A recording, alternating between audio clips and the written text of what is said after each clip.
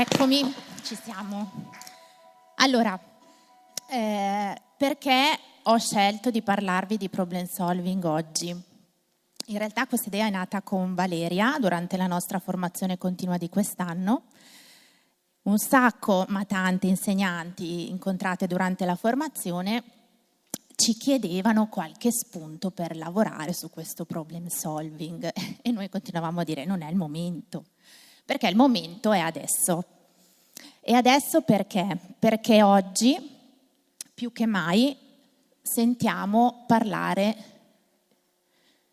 di problem solving.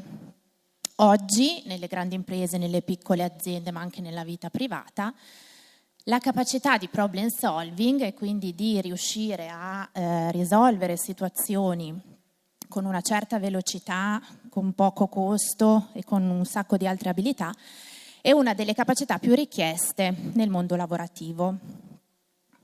La cosa che un po' mi fa arrabbiare è come quando un po' si parla di intelligenza numerica e quindi che un bimbo è portato o no per la matematica. La stessa cosa funziona qui per il problem solving. Quindi o hai questa capacità di problem solving oppure stai a casa.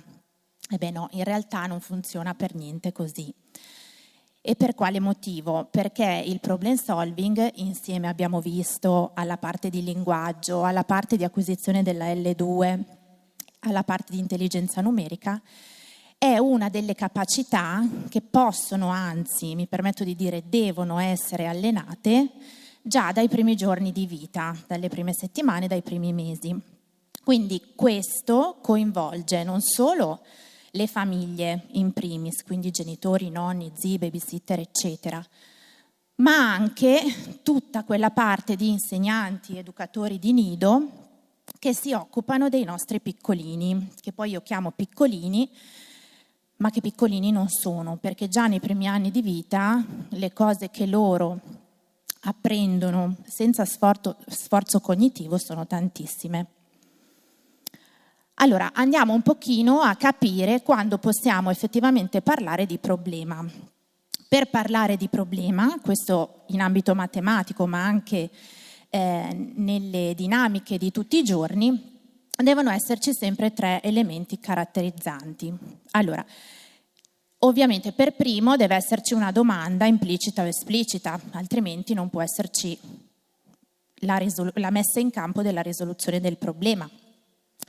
Poi deve esserci sempre una componente strategica. Che cosa significa? Significa che io devo mettere in atto con le mie capacità tutta una serie di strategie per cercare la soluzione del problema. E poi il terzo elemento, ovviamente deve esserci sempre qualcosa di nuovo, ok? Un elemento di novità, perché altrimenti non si parla di problema. La situazione che ho adesso è uguale a una situazione già trovata in precedenza. Questo è il classico modello di riferimento scientifico a cui noi facciamo capo a scuola quando parliamo di risoluzione di problemi, ma anche quando parliamo di risoluzione dei problemi non aritmetici, ma nella vita di tutti i giorni. Faccio questa piccola premessa. È importantissimo capire cosa sta dietro la capacità di problem solving, perché oggi tantissimi bambini hanno difficoltà in matematica, non solo parlando di dominio specifico dell'intelligenza numerica, ma proprio parlando di capacità di risoluzione dei problemi. Mancano di qualcosa e quindi cadono in una delle fasi che trovate in questo modello. Vi faccio un esempio. La prima fase è la comprensione, ok? Questo si rifà un pochino all'intervento di Lisa. Perché? Perché se io da 0 a 6 anni non stimolo la capacità di lessico specifico nei bambini, questi arrivano alla scuola primaria, leggono il testo del problema e quando trovano ognuno, ciascuno, si fermano. Perché? Perché non conoscono il significato di questo vocabolo. E come mai non lo conoscono? Perché nessuno gliel'ha insegnato? Ni.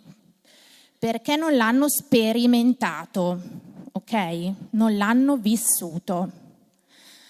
Allora, qui oggi ci sono le mie colleghe del Nido di Gattinara che hanno contribuito tantissimo al lavoro che vi presenterò e che ogni tanto mi odiano perché insisto su certe cose e quindi so di essere una scocciatura ogni tanto, però ci tengo tantissimo che passino certi messaggi, perché io dico sempre: prima di entrare al nido devo chiedermi che adulto voglio essere per i miei bambini. E in base alla risposta che decido di darmi, io lavoro. Ovviamente io dico sempre anche a loro: ragazzi, io vi passo una serie di informazioni. Sta a voi scegliere se quello che vedete, se quello che è stato percepito, se quello che vi ho passato è la strada giusta, oppure decido di rimanere così come sono, ok? Però Rudy all'inizio ci ha detto: vorrei che ci fosse un minimo cambiamento rispetto a quello che oggi tutti quanti ascoltiamo. Allora, quindi le fasi sono essenzialmente 6. Ripeto, questo vale sia per la capacità di problem solving nei problemi di aritmetica, ma anche nella vita di tutti i giorni. Concentriamoci sul gioco, ok? Perché i nostri piccoli giocano di continuo, ma lavorano. E in questo lavoro ci sono un sacco di problemi che devono risolvere. Quindi, prima fase, comprensione. Riscontro di una situazione problema all'interno di un gioco. Seconda fase, rappresentazione. Costruisco delle logiche tra dati e domanda attraverso quello che loro hanno, le costruzioni, le sedie, i compagni, eccetera. Categorizzazione. Ovviamente il mio cervellino intanto lavora, quindi ci saranno delle situazioni analoghe che la mia memoria pesca e mi facilita a trovare la soluzione, forse. Quarta fase, pianificazione. Ora che ho tutti gli elementi devo elaborare un piano di azione. Quinta fase, non sempre c'è ma è importantissima. Prima di dire ok, ho trovato la soluzione, mi autovaluto, quindi è corretto il meccanismo, la strategia, l'azione che ho messo in atto? Provo, magari il mio compagno ne ha trovata un'altra, poi ci confrontiamo. Sesta fase, soluzione, quindi propongo ciò che il mio cervellino ha rielaborato. Ecco, questa frase secondo me è molto bella perché in realtà quando si pensa in matematica si dice sempre si pensa per problemi, in realtà a me piace dire proprio si pensa per soluzioni, ok? È proprio un cambio di prospettiva. Ovviamente, come vi ho accennato all'inizio, questa capacità di problem solving è una delle competenze principali della conoscenza, ok? Quindi capite quanto potere c'è. Per questo deve essere sviluppata nei primi 6 anni di vita, con molta costanza da parte di chi lavora con i bimbi, perché tutto l'apprendimento dei nostri bambini, e questo secondo me è veramente strepitoso, da 0 a 6 anni avviene senza sforzo cognitivo. Cioè quello che diceva Paola, il capitolo 7, l'inglese, gli esercizi, da 0 a 6 anni non esiste. Ok? Quindi pensate, soprattutto quando parliamo per esempio di intelligenza numerica, quanto tempo ogni tanto perdiamo, quanti anni perdono i nostri bambini prima che questi neuroni che sono lì, ci sono, ma sono latenti, si accendano e comincino a lavorare per soluzioni. Allora, incontro tantissimi insegnanti e mi piace dare loro delle soluzioni, ok? Perché molte volte sentiamo tantissime cose interessanti, poi torniamo a casa e viene difficilissimo, anche se sembra tutto chiaro, chiarissimo nella nostra mente, viene difficilissimo mettere in atto quello che in realtà noi vorremmo fare con tutte le nostre forze.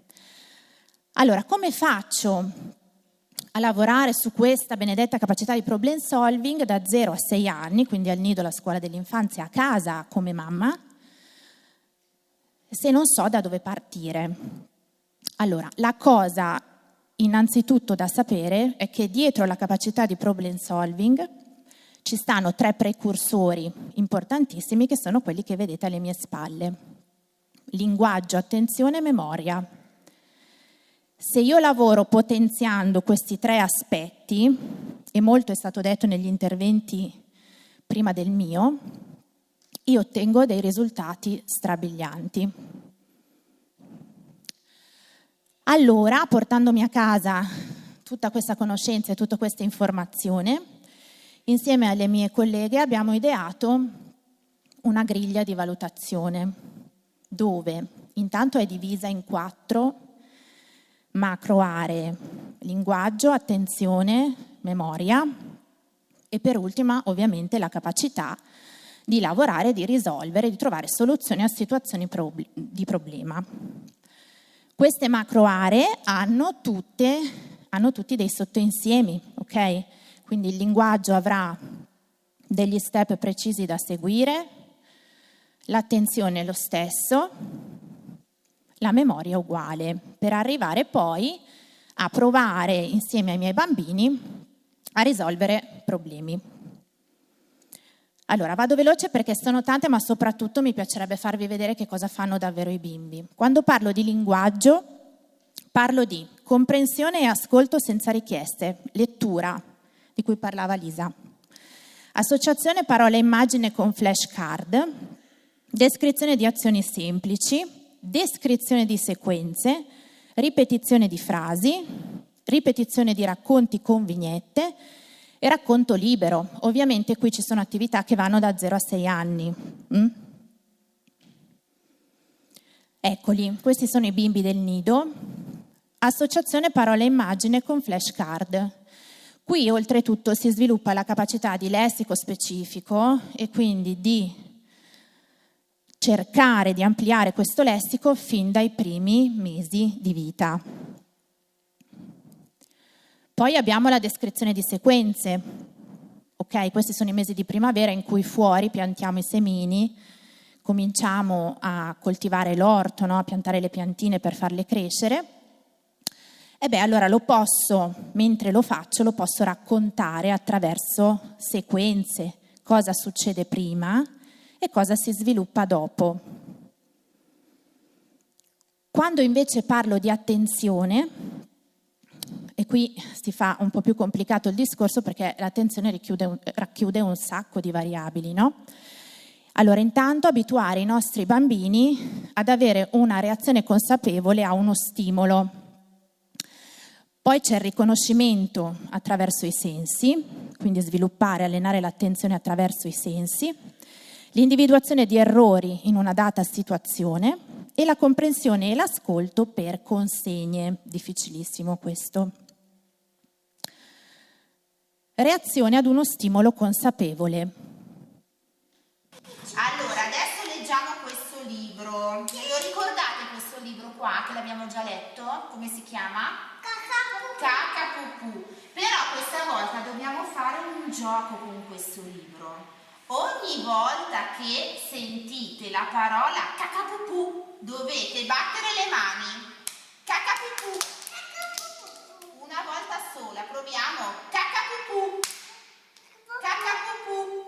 Dai Jacopo, cacapupù. Proviamo? Ce la fate? Io leggo, Vado?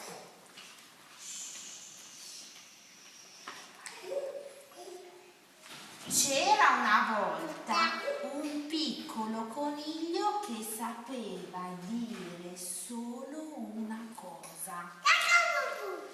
Cacapupù! Battiamo le mani?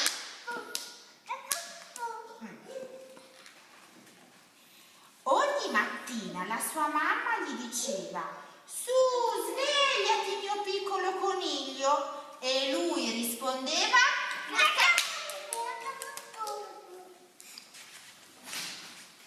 a mezzogiorno il suo papà gli diceva: mangia coniglio? E lui rispondeva?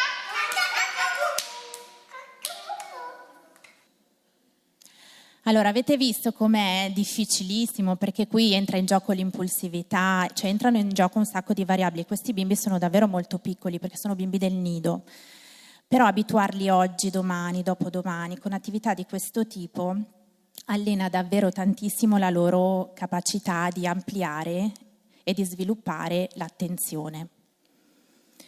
Riconoscimento di oggetti usando i sensi, questa è un'attività che a loro piace tantissimo, quindi partendo dal gusto, arrivando al tatto, senza aprire gli occhietti, abituarli a prestare attenzione, anche se non vedo, ok? Sentire quello che ho davanti a me. Qui rimango focalizzato e devo per forza rimanere attento. Riconoscimento usando i sensi, un altro esempio di attività. La Media l'ha detto subito. Che cos'è la Media? L'acqua. Sentite bene? L'acqua che scorre, magari di un ruscello, di un fiumiciattolo, è vero? Quindi, attraverso sempre l'udito, stimolo di nuovo l'attenzione. Memoria, discriminazione di oggetti per differenza di colore, uso e dimensione, identificazione delle uguaglianze, discriminazione di posizione di un oggetto, variazione di posizione e anche di materiale. Ok, questi sono esempi di attività, discriminazione di differenze di colore, uso e dimensione. Quindi faccio tanti gruppi e abituo i bambini a riconoscere, per esempio, la dimensione dei palloni, e qui per esempio ci colleghiamo all'intelligenza numerica e il lavoro sulle grandezze, ma intanto lavoro anche sull'allenamento della memoria e quindi problem solving. Identificazione delle uguaglianze, per esempio il memory, no? È una di quelle attività che mi permette di identificare uguaglianze.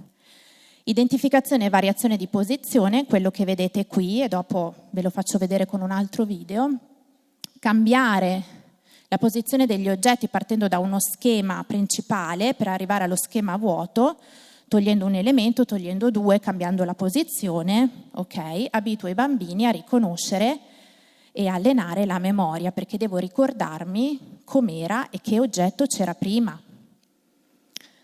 Guardate.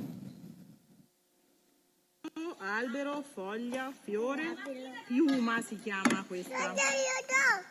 Chiudi gli occhietti, chiudi gli occhi, apri, cosa manca? Bravo! Ok? Si può fare, questo è nido, quindi si può fare. Capacità di risolvere situazioni problematiche. Allora, vi ho messo delle slide che vi fanno vedere quali potrebbero essere le situazioni del problema. Devo preparare una torta, una serie di ingredienti infiniti, devo scegliere gli ingredienti, zucchero, sale, ok, non si sa, lo devo scegliere, lo sperimento, lo scelgo, trovo la soluzione. Ora, concludendo, vi racconto cosa accade quando tutti questi precursori si attivano, e io devo dire grazie alle mie colleghe che sono qui oggi. Maestra Giulia vede sulla sua ciabatta una coccinella e dice: bambini, venite a vedere cosa c'è qui. Martina e Lorenzo si avvicinano e gridano: coccinella! Arriva maestra Silvia e dice: che bella, però qui non è mica al sicuro, bambini, rischia di essere schiacciata, poverina. Lorenzo allora dice: spostiamola. Situazione problema, come possiamo fare? Lorenzo, abbassando lo sguardo, vede e raccoglie una foglia secca e decide di farla salire sulla foglia per spostarla. Maestra Silvia chiede ai bambini: dove possiamo portarla per metterla al sicuro? Lorenzo vede che dall'albero pendono tanti nastri e decide di far salire la coccinella su uno dei nastri pendenti. Maestra Silvia dice: ottimo lavoro ragazzi, ora sì che può salire in alto. E Lorenzo risponde: maestra Silvia, può anche andare in giù perché il filo arriva fino a terra. Ok? Nido. E qui vi ho così per raccontarvi, ho messo le foto di quello che è successo davvero. Quindi la ciabatta, i bimbi che vedono la coccinella, il pezzettino di legno, la foglia su cui la fanno salire, e quello che succede poi quando la lasciano volare.